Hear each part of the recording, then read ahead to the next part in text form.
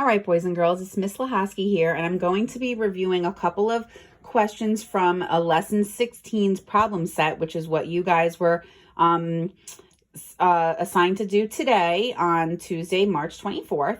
So the I can statement, the overall goal or objective of today's lesson is to be able to use visual models to add and subtract two fractions with the same unit. You might be saying like, well, what do they mean unit? We haven't really used that term yet in the fraction module. Well, you're right, we haven't. What they mean by that is this. They mean this is the unit. So basically, when we're going to be doing our addition and subtraction today, the fractions are going to have the same denominator. We are not going to be looking at fractions that have different denominators, okay? So let's look at question number 1A from your problem set for today's work. And that says 3/5 minus 1/5. Well, when they want you to answer this, they want you to answer it using the unit form. So since your unit here is fifths and your unit here is fifths, that means that the answer the answer is going to have a unit of fifths as well.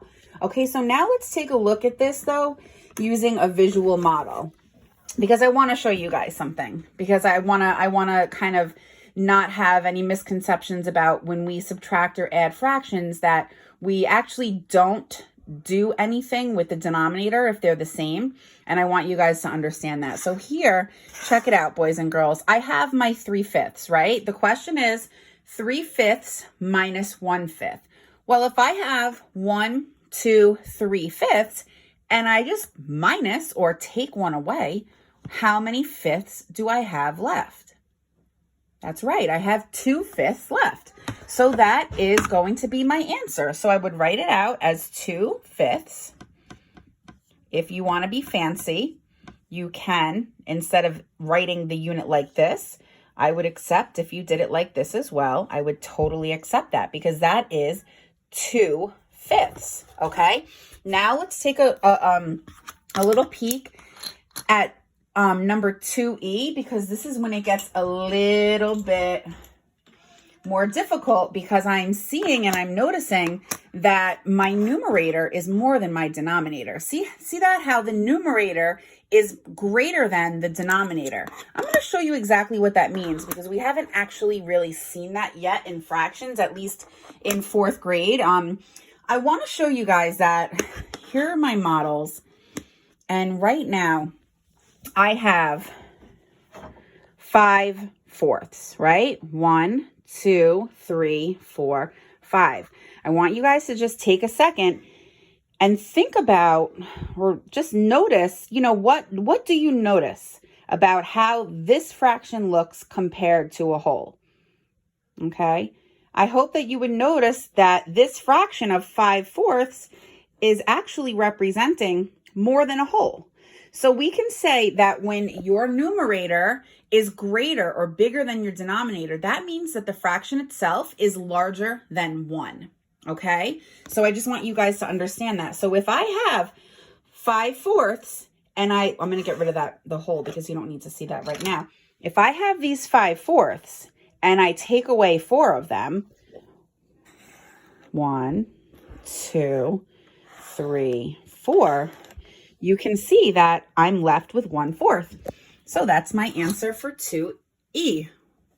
5/4 minus 4/4 is 1/4. Okay? Now let's take a look at question 3B, because this gets hard. This also gets hard, because now I'm noticing another improper fraction. So here I have 12/6. So let me take out my 6. I'm hopefully I have 12 of them. Hopefully I counted this right. 1, 2, 3, 4, 5, 6, 7, 8, 9, 10, 11, 12. So there are my 12/6. So the problem for 3B for the lesson set is, the problem set rather, is 12/6 take away 5/6. Okay. So if I'm going to draw out 12 sixths, or actually these are my fraction tiles. So let's look at them first. You can see I have 12 there, right? 6 on the top, 6 sixths, and 6 sixths on the bottom. Well, what do we all know about when the numerator and the denominator are the same? So 6 over 6. I hope you guys remember that it would be equivalent to 1. So technically 12 sixths is not equal to 1, but it's equal to 2. All right, so now let me draw you guys out a model of how 12 sixths would look. If I have my circle, I'm going to cut it into sixths. Might not be perfect. Okay, so there's my 1 whole, right? And to get 6 sixths, I would shade all of them. Right, so this is equivalent to 6 sixths or 1 whole. Now to get 12 sixths, I would have to draw another whole. And how many of this? I would cut it into 6 again because that is my denominator. How many would I have to shade, boys and girls?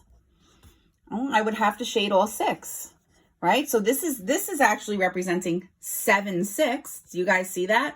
1, 2, 3, 4, 5, 6, which is 1 whole. And if I have 7 sixths, that's actually equal to 1 whole and 1 sixth. But I'm going to keep shading in until I get to 12, right? So I can see here in my model that another 6 sixths is equal to another whole, right? And 1 whole plus 1 whole are 2 wholes, exactly like how I have it here with my fraction tiles.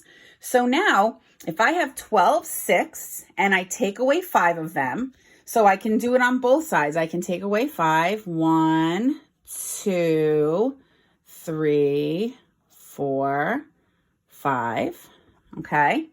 And I can do it the same here. I can take away 5, 1, 2, 3, 4, 5. And I can see what I have left. Well, what I have left is 1, 2, 3, 4, 5, 6, 7. So I have 7 sixths left over. And I mean, I can check this easily because, I'm sorry, I don't have, yeah, I do have 7. Because 7 plus 5 is 12. This is just basic subtraction. We know that 12 minus 5 or take away 5 is going to leave us with 7. And the denominator stays the same.